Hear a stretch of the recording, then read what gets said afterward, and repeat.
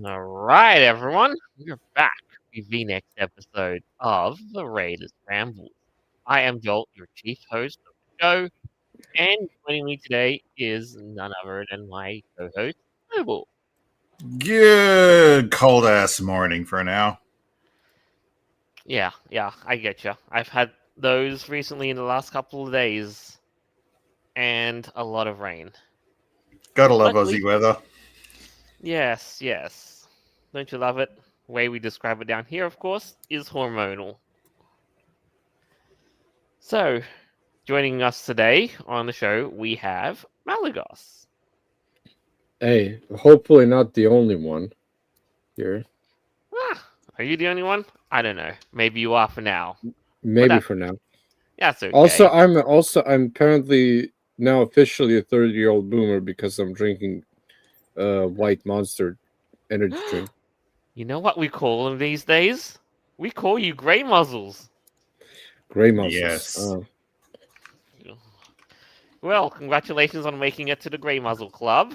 Here's your back in my day stick. Back in my yeah. No, what's the 30-year-old boomer meme? Yep. Like was it yep, CS 1.6. That was the game. Oh yeah, when you were old enough to remember that. Good times. But yes. Are you really unironically drinking that white energy drink? Yeah. Oh, good grief! No, yep, you are really confirmed as a boomer. Nope. God. And what happened to us older folk who lived and swore by coffee?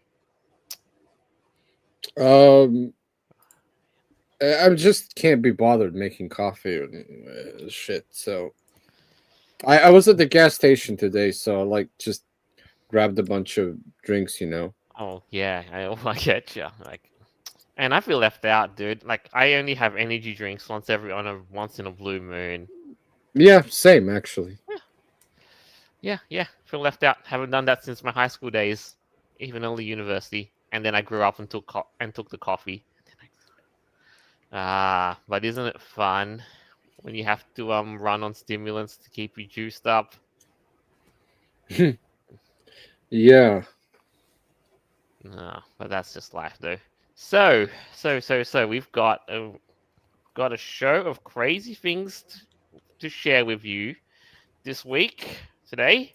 But first, let me start off with for due to recent events, let me start off with a moment of silence for the late Charlie Kirk.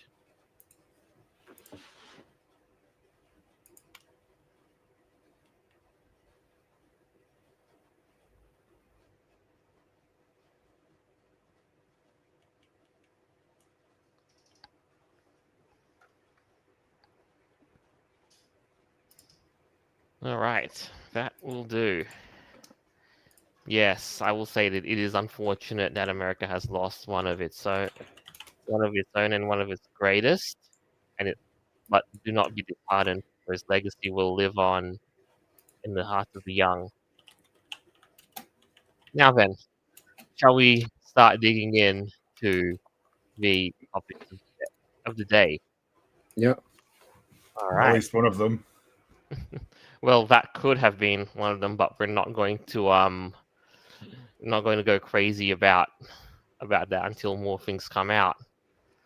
Unless, of course, you are you know, yeah, you are probably interested in the message that was being sent by that event. No, that's fine. Well, that'll come out in the days ahead. Don't you worry. Truth will come out. So, but that's not really the point of the show. Now, the first topic of the day is this. Okay.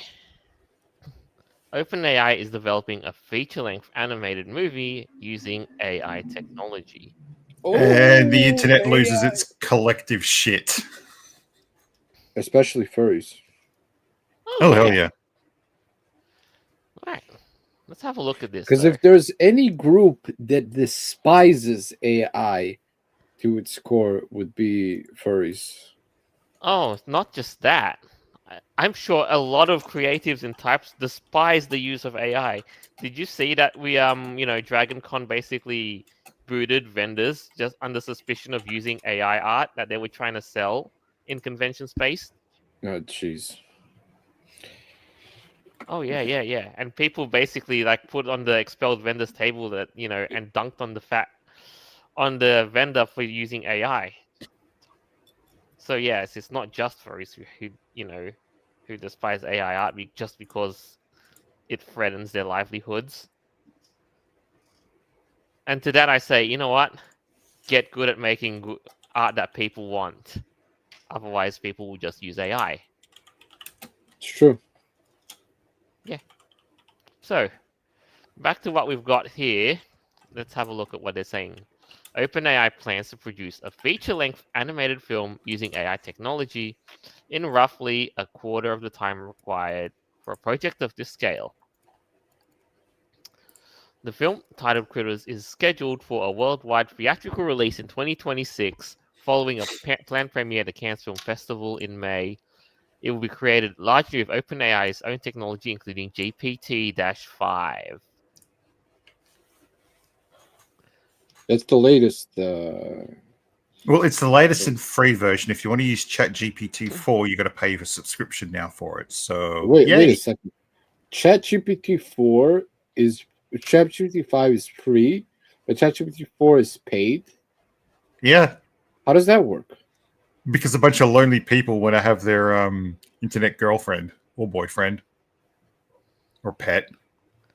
Yeah, I've heard about that, but is it ChatGPT 5 better than ChatGPT 4? Well, they changed the algorithm or whatever they were using to program it. Oh, And I see. entire behavioral thing changed. So ChatGPT 5 is less, I would say, Friendly. less friendly, less, yeah. Yeah, okay, I get it.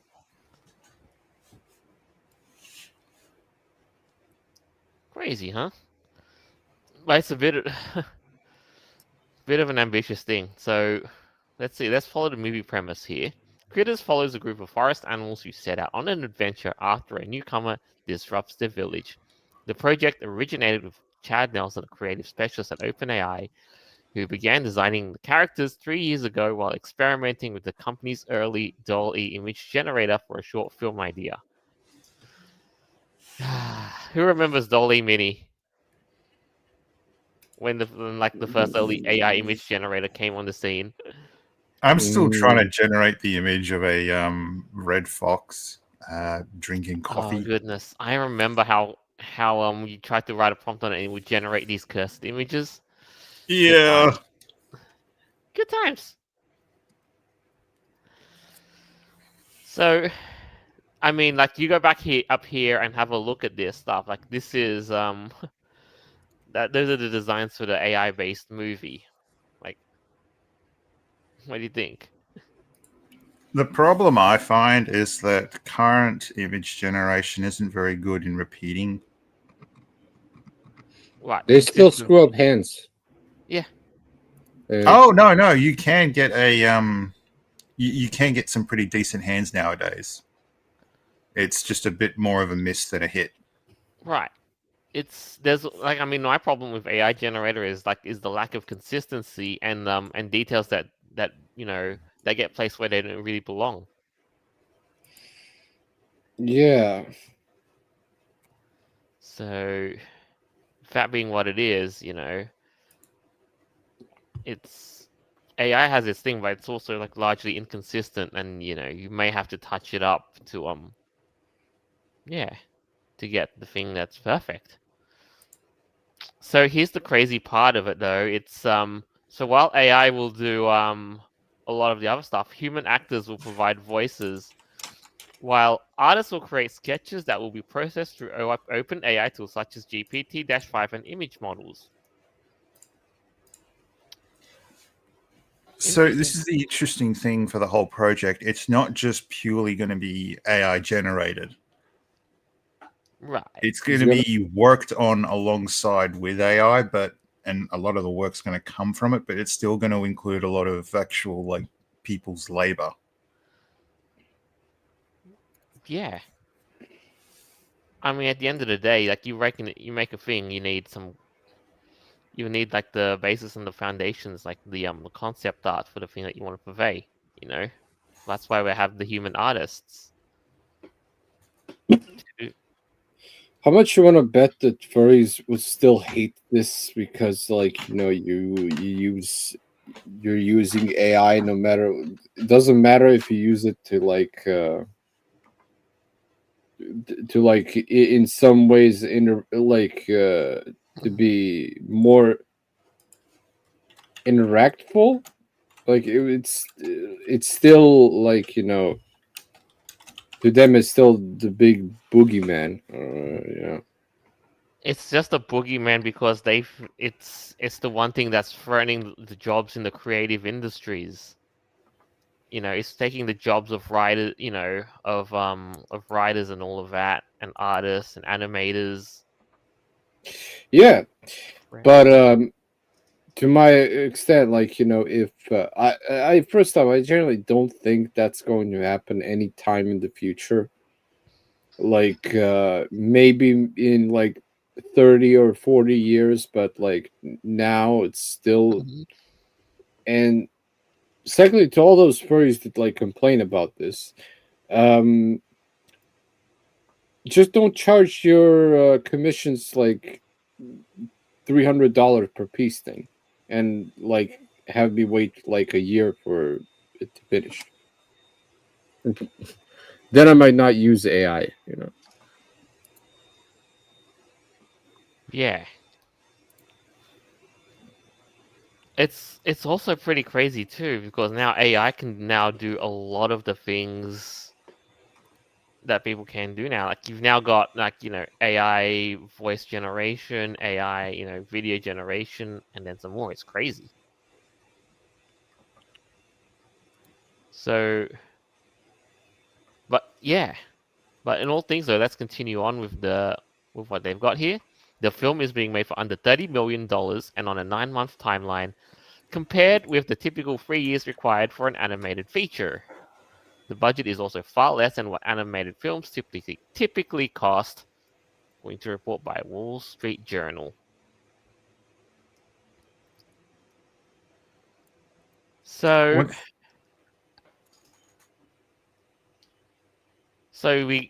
the thing they're suggesting here is that we can get more whole AI-based movies for for a fraction of a budget that it takes for a full traditional animated movie. You know, that's drawn and animated and all that by people. Whereas with AI, you know, it takes the 9 months to do go through the entire creative process. Like I said, this I still think that animators and the other like human interaction will still occur. It's just that, like, you know, maybe like in 20, 30 years it will be like the question, but as of now I still think it's when it comes to animating when it comes to doing animation in AI, I've been able to experiment with some of the early stuff, or at least the low end stuff, and it's somewhat passable. I'm curious what it's like when someone has access to like the back end and the newest and greatest material, because I would be really curious.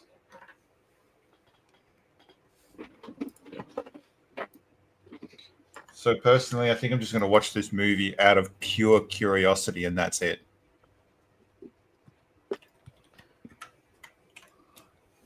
Yeah, but there's also that kind of thing, like we can still recognize when a thing was done by an AI, like obvious, you know. We haven't still gotten to the point where we can't really differentiate between an AI and sorry, non-AI. Well, that's not true. If an image is basic, it's difficult to tell. No, but when it comes to videos, Even with videos, I mean, if you keep an animation really, really basic, it sometimes can be a little difficult to tell what is AI and what isn't. And I know there are some people that can't tell the difference altogether.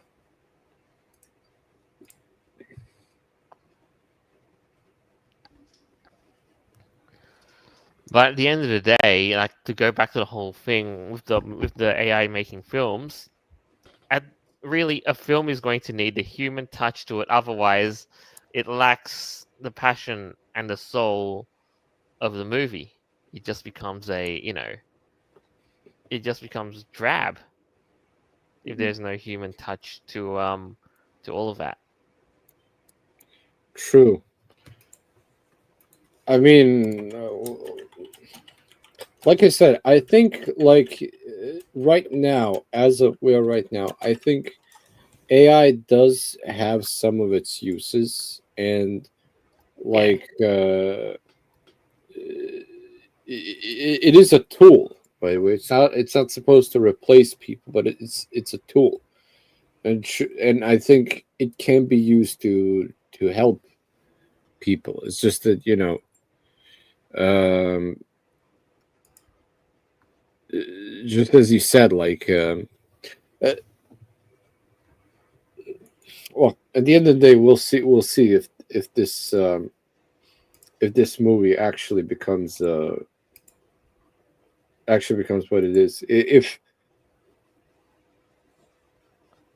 If this is actually like I genuinely think this is just going to be maybe like the every AI video I see on YouTube, AI generated video, but No, my assumption is going to be it's going to be more.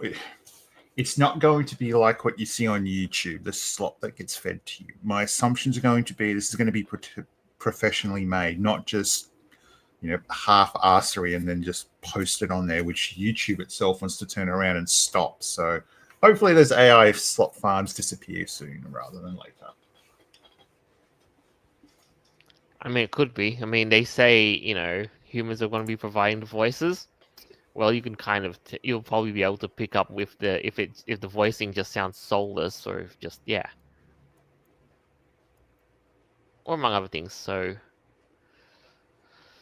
I mean, you'll kind of see exactly what it is if it's what the domineering force is here. Like if it's just all AI or just or people.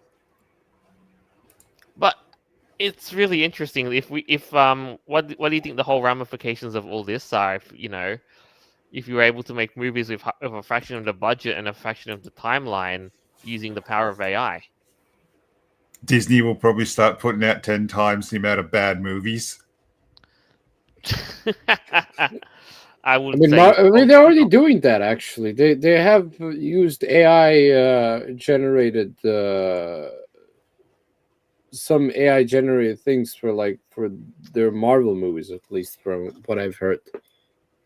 Yeah, not to mention there was Disney's not the only one who's doing the whole AI thing. They also alleged that one of the artists for the card game Lorcana was basically went through the ringer just because of supposed usage of AI for card art. So really, at the end of the day, you know what? You're not wrong. Disney is probably going to churn out a lot of crap movies if they get their hands on those AI tools. But hey, it's good for cost cutting.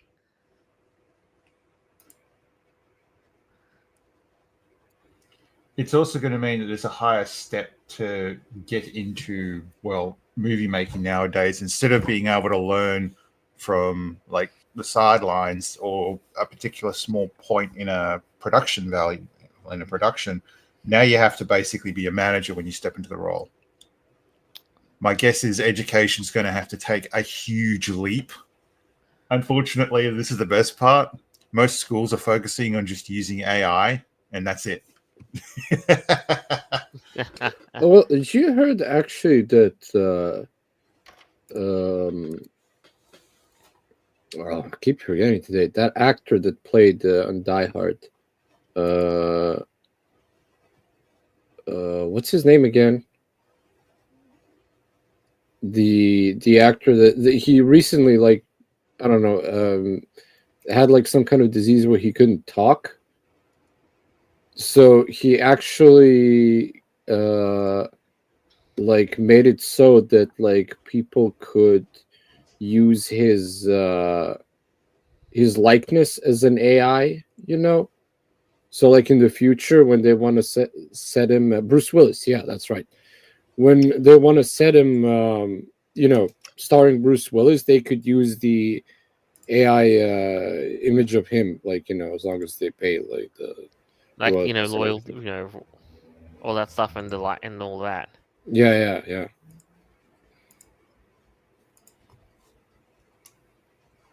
Since he lost his ability to act, you know. I mean, there are use case scenarios if you wanted to bring somebody, like that, then yeah, it's a bit of a touchy topic that we're not, yeah, that we might not be ready for just yet to use somebody's likeness and voice. I mean, he consented to it, so Yeah, if they agree to it, yeah. I have to Then, wonder how much the contract's worth for it, though. because is it really worth it to have that sort of thing? Well, no, the actual dollar value for him signing a contract that Yeah. allows a company to use his image whenever they want, At the end of the or at day, least under yeah, whatever the conditions are. yeah. At the end of the day, you're probably better off being leery about such a thing.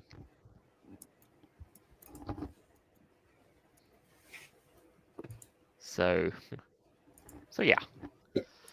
Well, aside from that, though, I'd be interested to see how this all goes up yet because they haven't released any trailers or anything of the sort. So, information is a bit scarce at the moment. But give it time, and we shall get there. Anyway, we have another item on the show. The next one is going to take a bit of a different turn in direction. Let's go around the roundabout. Yes. So, we all know that payment processors, we've been talking about this a lot in recent episodes lately, that payment processors are pretty much attempting to are basically above the law and trying to take control of gaming and be the grand moral arbiter of what you can and cannot play or buy. And so Visa has basically you know taken off the cloak and just revealed themselves basically who they are and what they want to do. saying the Have quiet part out loud. Yes. So what they've got there, they've put a job application here on LinkedIn. Director, Global Gaming Partnerships for Visa, located in San Francisco, California. Well, if it's a job that you're interested in earning $160,000 to $245,000 a year, well, do we have the job for you? So now the job description says this though. The global video game industry is experiencing explosive growth and has become a dominant force in entertainment, culture, and commerce, driven by the deep engagement of Gen Z and Gen Alpha, who spend more time gaming than than on any other media. These digital native generations see gaming not just as play, but as social connection, creative expression, and identity.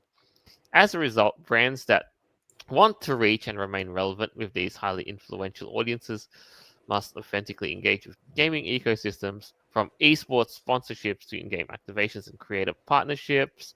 Gaming offers brands unparalleled opportunities to build cultural relevance and long-term loyalty. Right, so basically now Visa's trying to get themselves in on a slice of the market now. You know, I would wonder how things would go if Visa tried to do partnerships with games that were really popular. Like your Fortnites and Call of Duties of the world. Yeah. Yeah. Well, it'll just basically turn them into hyper commercialized so and so's, among other things, to begin with. Not that they need the extra helping hand or whatever, or the extra piece of sponsorship. Because I mean, those games are already big and big and largely well funded and all that. But also, they have huge player bases.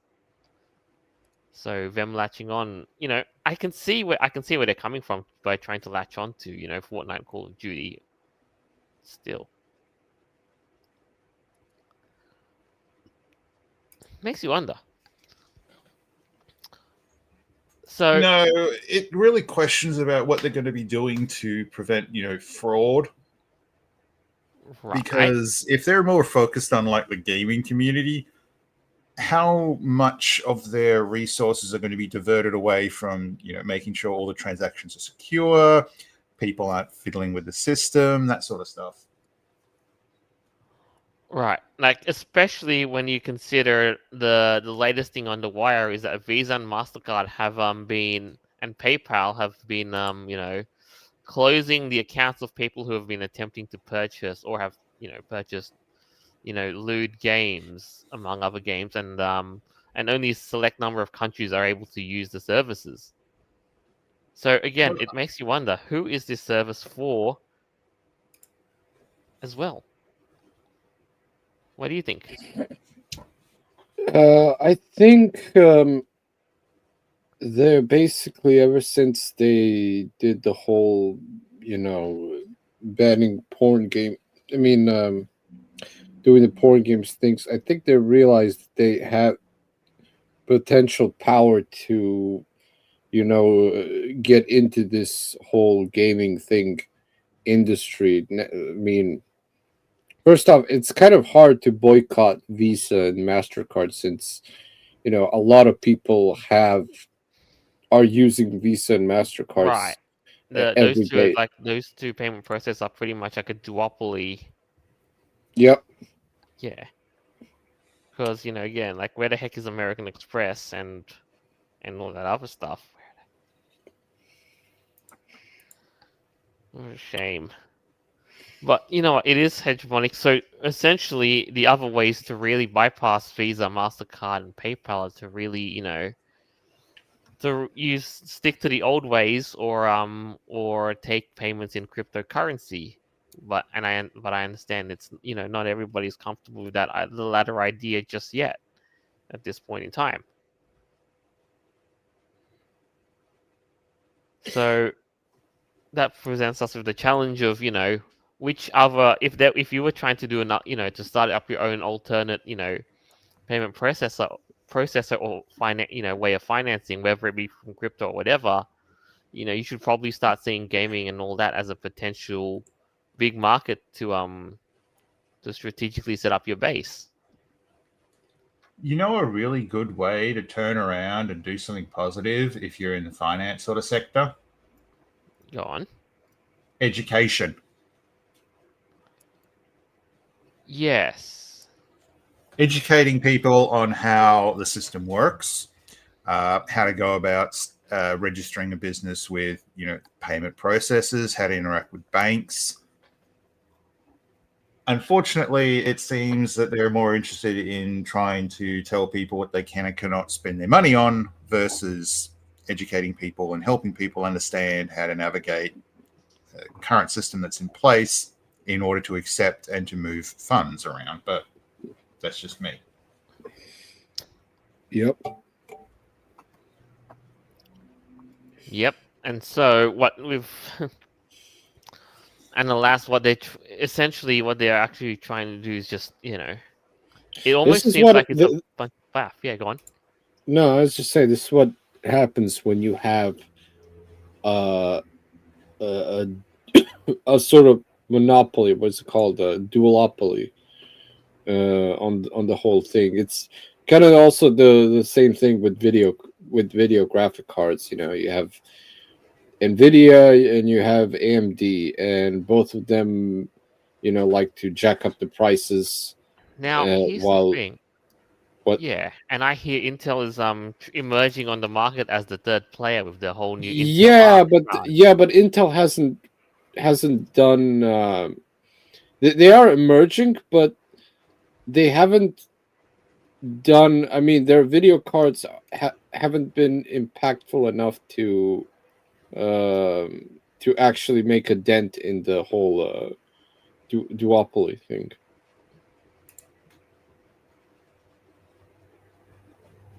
So it's going to take a while, and it's a question if they're even going to be able to, or if they'll give up.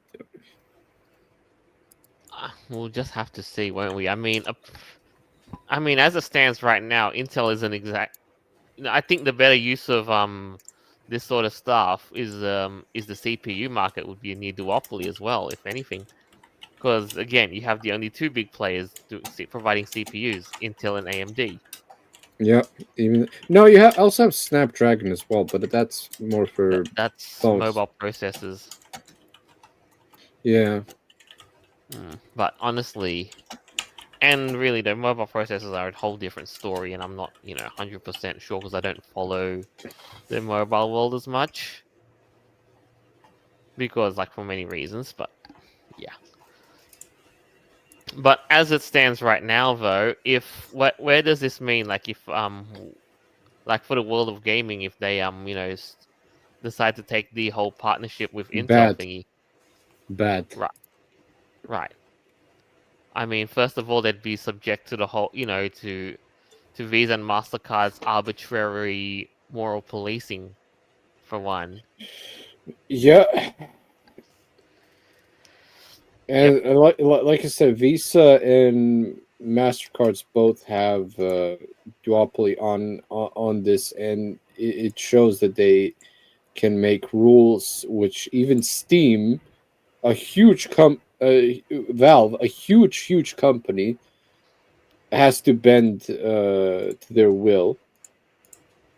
And what for example, what happens if Visa decides to make their own platform, and just basically says, "Oh, we're not gonna we're not gonna support Steam anymore because we're making our own gaming platform." You know Oh, right. Like they decide to make their own. Malagos. what? The problem will be that there'll be no R-rated games on that platform.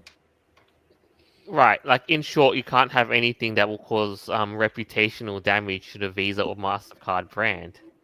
The problem that I find fascinating here is that these payment processor companies that have been causing all this problem, Visa, MasterCard, and PayPal, generally forget that sex sells.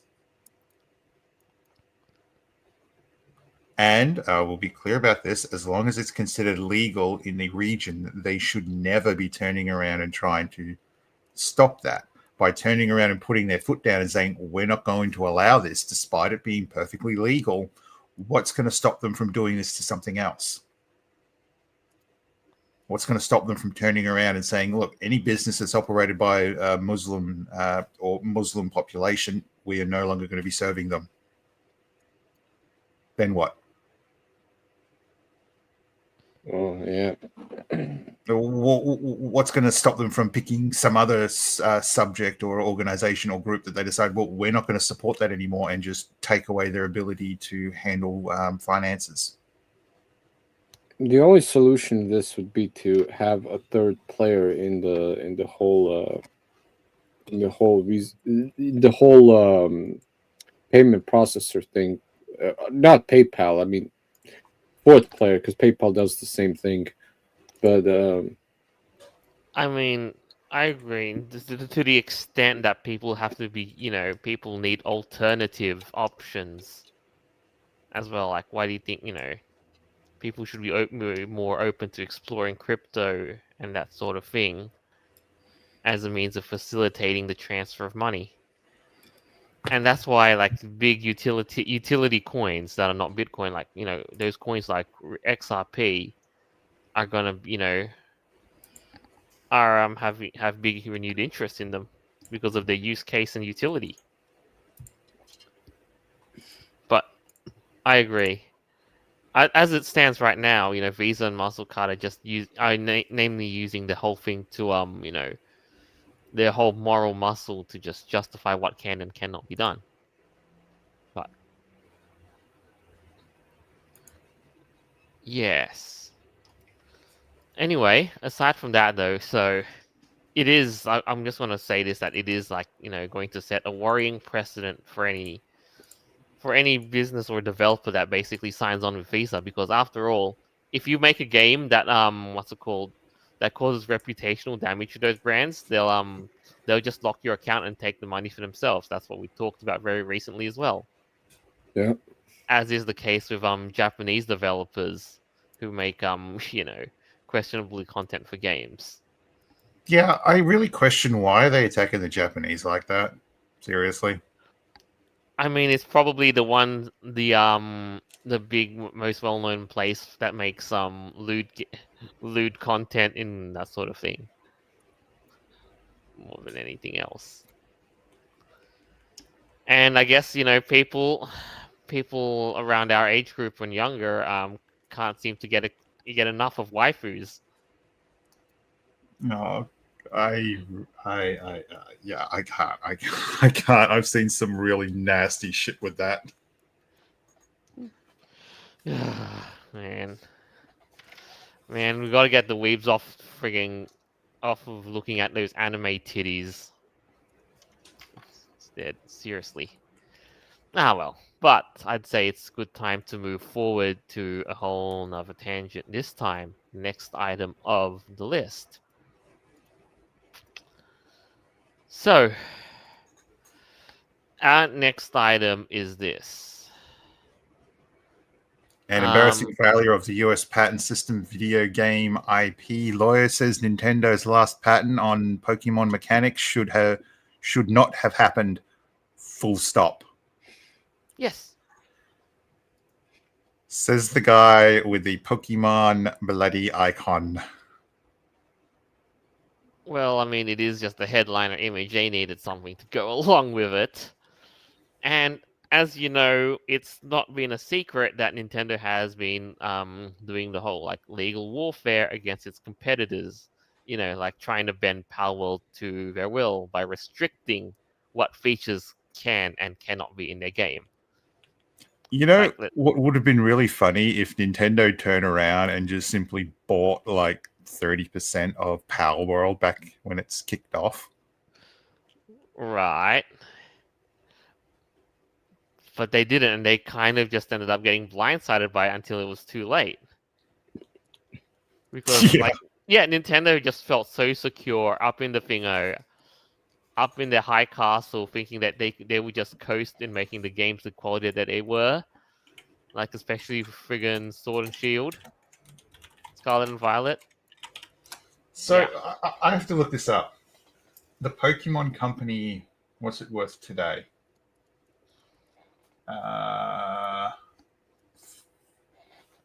14,240 Japanese yen. I would say, if you're counting that in yen, you'd basically have to slap a lot of zeros onto it because its valuation compared to the dollar is, Yeah, yen is weaker than dollar. I mean, right, considering what a yen is basically going to come around and fetch about 120 or 130, $1 fetches you 120 or 130 yen at present exchange rates. Like that. Okay, so just for a little bit of clarification on this, we're talking about a company that's worth over $10 billion USD. Yeah. That's approximate. That's fine. That's a good thing. And they felt that this was their best option moving forward. Please scroll down. All right. So, the last 10 days have brought a string of patent wins for Nintendo. Wins? Anyway, let's keep reading. Yesterday, the company was granted U.S. patent 12,409,387, a patent covering riding and flying systems similar to those Nintendo has been criticized for claiming in its Palworld lawsuit. Last week, Nintendo received a more troubling weapon in its legal arsenal, U.S. patent 12,403,397, a patent on summoning and battling characters that the United States Patent and Trademark Office granted with alarmingly little resistance. So it's a problem. Like, it's basically, now people are saying that this is just, weaponizing the whole thing, again, on American patent law onto the thingo. So go on. My comprehension was that when you wanted to register a patent for something, you generally do it either before or recently after you sort of like, brought this to the world. Why are they doing it now? Yes. Unless they're scared. I think that's the main motivator of why they're doing the patenting in recent memory. See, you've got Digimon as an example. Right. There is... I wonder whether or not the Final Fantasy series would fall under this as well. Oh, when it would. To summoning. Oh, it would, because summoning is a big part of the Final Fantasy series. A lot of games that let you summon things to fight for you would fall under a patent, and if this patent falls through, Pokemon would theoretically monopolize the whole concept of summoning things to fight for you. In games. Yes, in games. I can't wait to see what other gaming companies do about this, because, I mean, shit. Yeah, and not just that, though. A lot of things would fall under the Thingo as well. Dungeons and Dragons. A lot of modern day, RPG games or games of the similar ilk and fashion would fall under this whole thingy. So So anything that basically, creates or summons a thing will, So Digimon as well. Oh yeah. Yeah. Some Digimon shows have had summons, but it's usually the monster is always associated with the kid, not come around whenever they want to. But I have seen some... a lot of the games in the Digimon franchise too are you have a Digimon companion alongside with you who you fight. I mean, granted, they don't emerge.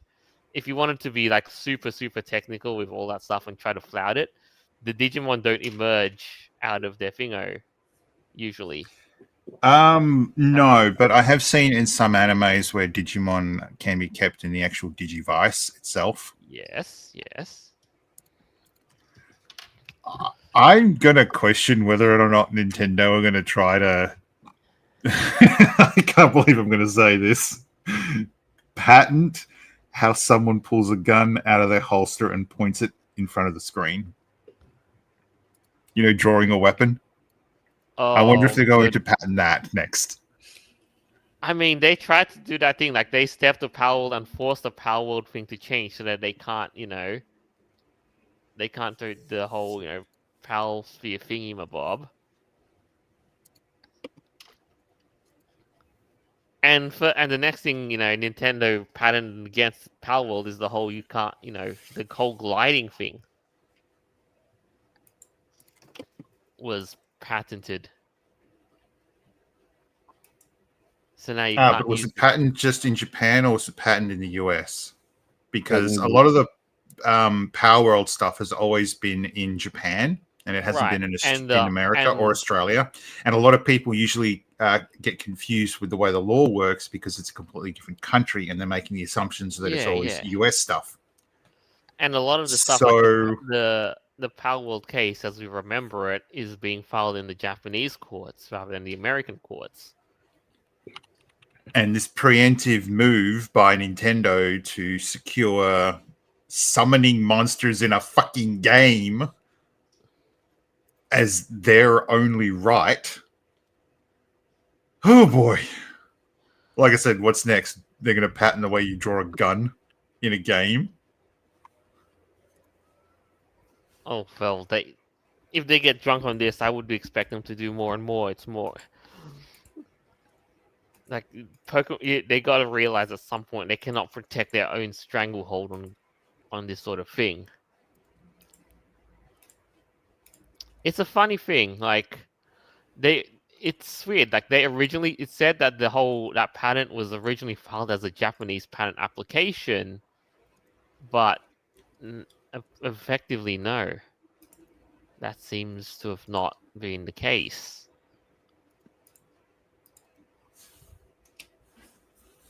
And a lot of it, like, a lot of what's there is basically, the blueprint of how the game is essentially meant to function.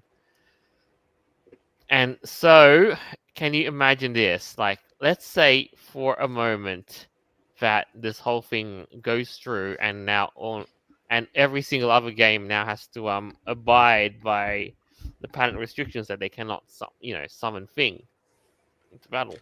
How do you see games adapting to that?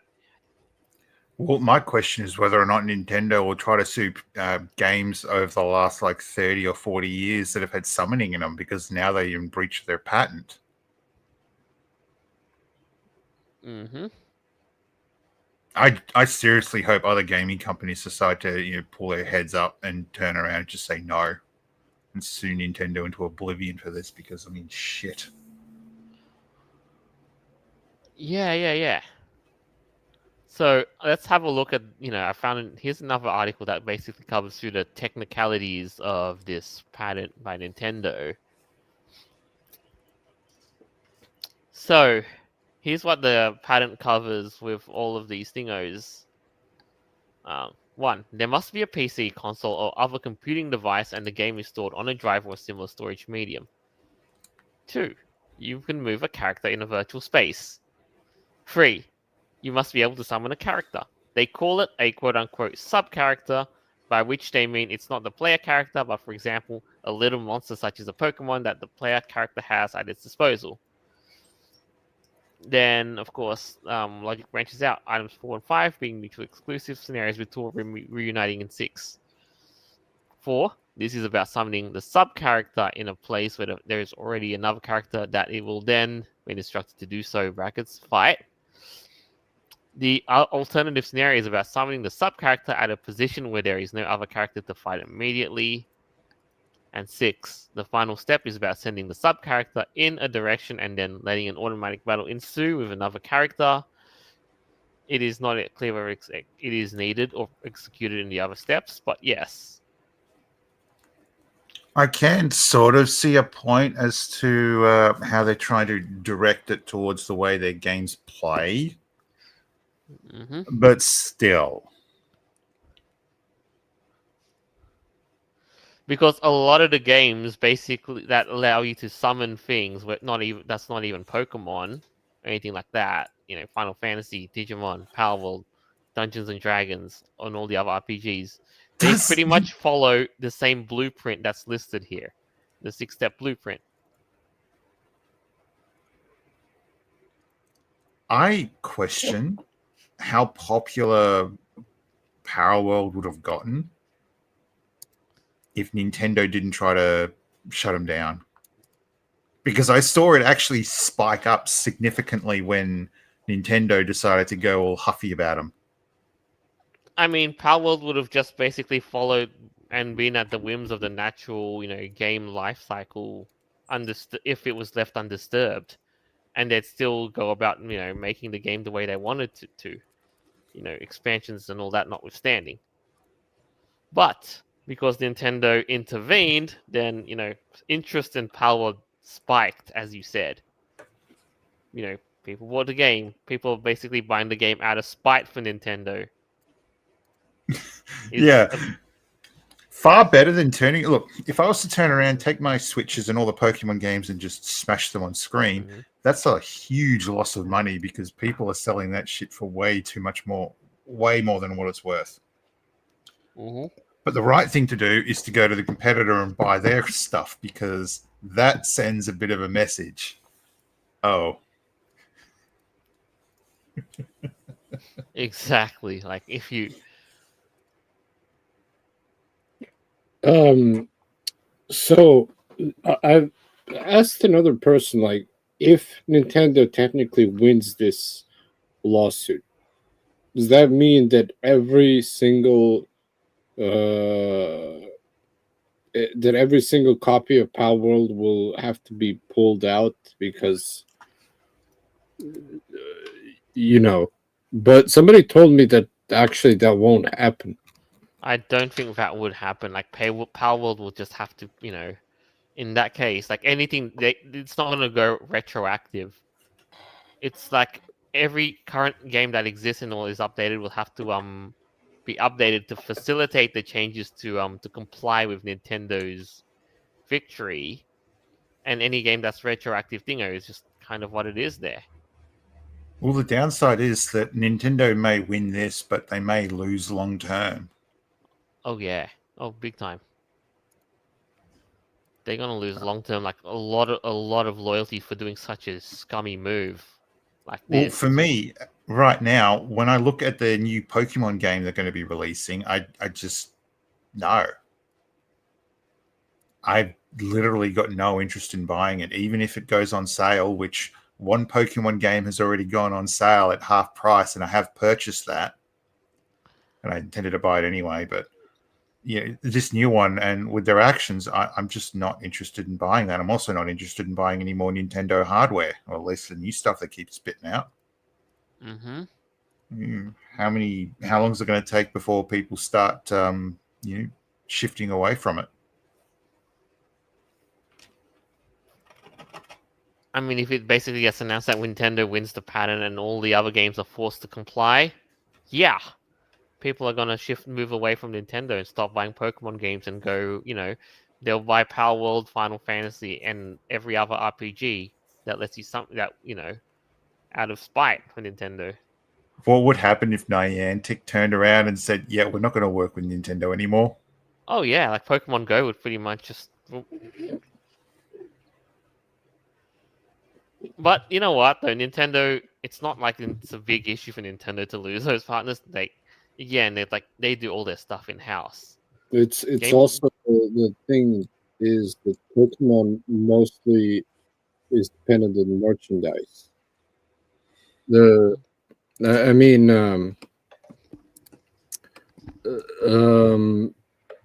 the Pokemon company gains more profit from selling merchandise than selling video games. So even if like people boycott and not buy Pokemon games, there's still gonna be those normies that buy Pikachu plushies and all that, you know. But if people get it in their heads that it's not a positive thing, they're going to be buying a lot less. So fingers crossed that moving forward, their income starts to drop a bit. I'd like to see them get knocked down like 3 or 4 points from their current location. I think they're like first or second at the moment, as in the gaming world for companies of profit with a profitability. Blah.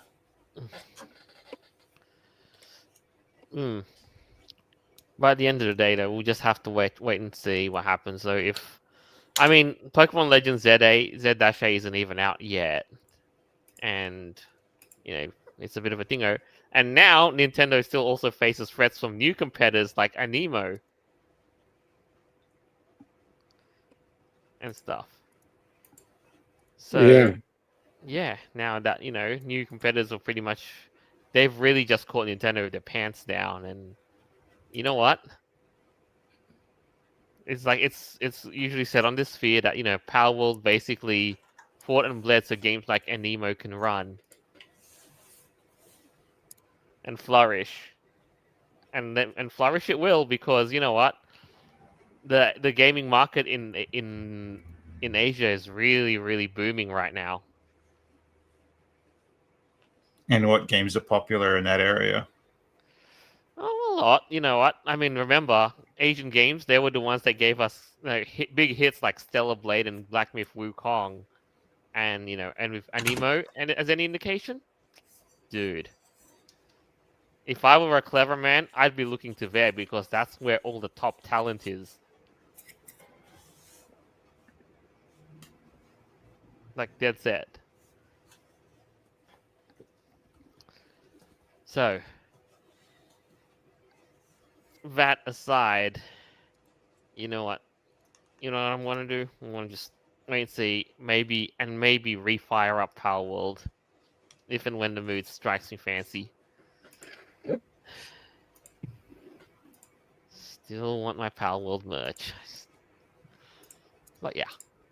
The Just an off chance thing, but has anyone in Australia been to what do you call it, EB Games recently? I have not. Like, I go to the stores like once once a week, but I have not stepped foot inside an EV Games. So the ones that I usually walk past, it's just Right, merchandise now. right. Like Funko Pops, T-shirts, and all of that. Yep. There are almost no games in the shops anymore. Right, because they've decided they can't do the whole against the whole physical versus digital. Yeah. Yeah. That's where we're at right now. The literal brick and mortar store that was built for selling games isn't selling games anymore. Shocking. What an end of an era. Right, it's the end of bricks and I wouldn't say it's the end of bricks and mortar retail, but games as a physical medium. Yeah, yikes. This is why, yeah.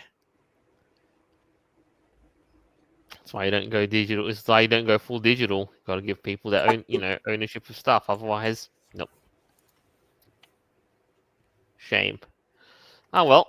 So I would say this concludes the whole series of the week. So, who would like to just make a quick closing statement? it's only two people here. Yeah, why not?